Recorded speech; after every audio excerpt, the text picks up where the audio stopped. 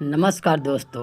आज की कहानी है मिट्टी की महक। आज सालों बाद रवि अपने अंग्रेजी सभ्यता में पले बढ़े और सदा अंग्रेजियन का कवच ओढ़े रहने वाली हिंदुस्तानी बीवी रेनू को साथ लेकर भारत के छोटे से गांव में अपनी हवेली को बेचने आया था।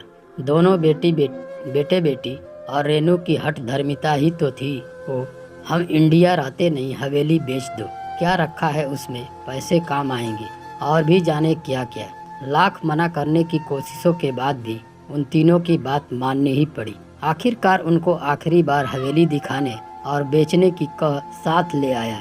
इंडिया आते ही वो सो डर्टी, अनपढ़ गंवार लोग, अनकल्चर्ड लोग हजारों बार सुन सुनकर रवि को कोफ्त होने लगी, पर चुप रहा। जानता था कुछ कहने पर 10 बातें और सुननी पड़ेगी। ननकू जो हवेली की देख रेख करता था, परिवार सहित, यानी एक कुंवारी बेटी रागी, एक विधवा बेटी सोना और पत्नी के साथ वहीं हवेली पर रहता था। कुंवारी बेटी भी 28 को पार कर गई थी, हकला के बोलती थी, सो विवाह नहीं हुआ। काम काज में अव्वल अनकू का पूरा हाथ बटाती। खैर, रवि के परिवार के आने से पहले ही साफ सफाई, धुले साफ बिस्तर, एक एक चीज करीने से रखी हुई देखकर एक बार सब चौंके। पर नौकर है, करना ही चाहिए कि भाव रेनू और बच्चों के चेहरे पर नजर आने लगी। रवि चुप रहा। थके हुए तो थे ही। ननकू की बेटी रागी कप चाय बना लाई, साथ मक्खन ब्रेड खाकर मन तृप्त हो गया और अनायास रागी के सर पर हाथ चला गया। खुश रहो बेटा, बहुत समझदार हो। रेनू और बच्चों को अच्छा नहीं लगा मेरा रागी की तारीफ करना। बोले नहीं, पर चेहरे को साफ झलक रहा था। ब्रोकर को ननकू ने पहले ही बुला रखा था। बातचीत हुई, फिर 2 दिन बाद आने को कह वो चला गया। रात खाने में छोले, पूरी, चटनी, आलू की सूखी सब्जी और खीर देखकर मन भर आया। खीर मेरी पसंद। शायद ननकू को अम्मा से पता लगी होगी। अरे हाँ, याद आया, ननकू की बीवी जब से ब्याह कर आई थी, अम्मा के साथ रसोई में ही तो लगी रहती थी। क्या दिन थे, पूरी हवेली गुलजार रहती। अम्मा खाना बनाने की शौकीन और बाबूजी खाने के, सो दावतें होती रहती थी। बिस्तर पर लेटे लेटे सब याद आता रहा। नींद नहीं आ रही थी, सो बाहर निकल गया। पानी का जोड़ जहाँ से खेतों को पानी जाता था, सूखा पड़ा था। पीपल का पेड़ और चारों तरफ बना चबूतरा भी टूट फूट सा गया था। उस पर पड़े पीपल के सूखे पत्तों मानो उसकी बदहाली ढकने का प्रयास कर रहे थे। पास बना शिवालय और फलों के पेड़ आज भी उसी मुस्तैदी से निस्तब्ध खड़े, मानो उलाहना दे रहे थे। अब क्यों आए हो, मिट्टी की महक भूल गए जिसमें खेल कूद कर जवान हुए, और अब सदा के लिए अलविदा कहने आए हो। भूल पाओगे इस मिट्टी को, गांव को, हमको। निर्निमेष देख रहा था पेड़ों के मध्य भागते दौड़ते कितने दोस्त दिखाई दे रहे थे।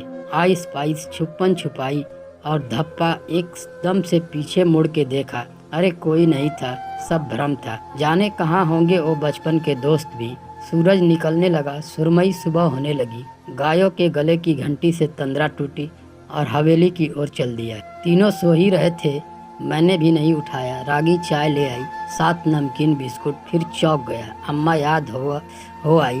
बाबूजी को कहती, खारे बिस्कुट ले आना, रविया चाय के साथ वही खाता है। थोड़े होते किसी को ना देती, मेरे लिए छुपा कर रख। हाँ, अम्मा मुझे कभी रवि नहीं कहती थी, सदा रविया ही कहती। बरसों हो गए थे ये नाम सुने। धीरे धीरे बिस्कुट कुतरते हुए चाय के साथ बिसरी यादों का लुत्फ लेने लगा।